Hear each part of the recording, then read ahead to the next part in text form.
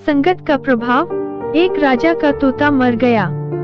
उन्होंने कहा, मंत्री प्रवर, हमारा पिंजरा सूना हो गया, इसमें पालने के लिए एक तोता लाओ। तोते सदैव तो मिलते नहीं।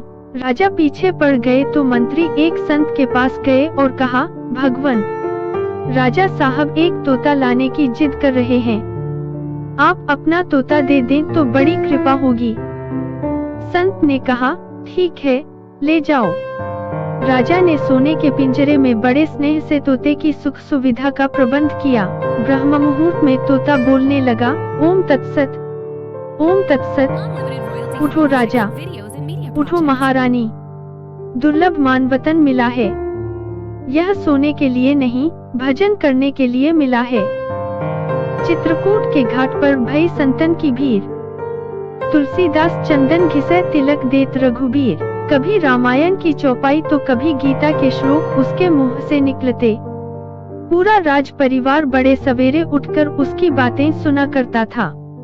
राजा कहते थे कि सुग्गा क्या मिला, एक संत मिल गए। हर जीव की एक निश्चित आयु होती है। एक दिन वह सुग्गा मर गया। राजा, रानी, राजपरिवार और पूरे राष्ट्र ने सप्ताहों शोक मनाया। झंडा झुका दिए गए। किसी प्रकार राजपरिवार ने शोक संवरण किया और राजकाज में लग गए। पुनः राजा साहब ने कहा, मंत्रीवर, खाली पिंजरा सूना सूना लगता है, एक तोते की व्यवस्था हो जाती। मंत्री ने इधर उधर देखा, एक कसाई के यहाँ वैसा ही तोता एक पिंजरे में टंगा था। मंत्री ने कहा कि इसे राजा साहब चाहते हैं। कसाई ने कहा कि आपके राज्य में ही तो हम रहते हैं, हम नहीं देंगे तब भी आप उठा ही ले जाएंगे। मंत्री ने कहा, नहीं, हम तो प्रार्थना करेंगे। कसाई ने बताया कि किसी बहेलिये ने एक वृक्ष से 2 सुग्गे पकड़े थे। एक को उसने महात्मा जी को दे दिया था और दूसरा मैंने खरीद लिया था। राजा को चाहिए तो आप ले जाए। अब कसाई वाला तोता राजा के पिंजरे में पहुंच गया।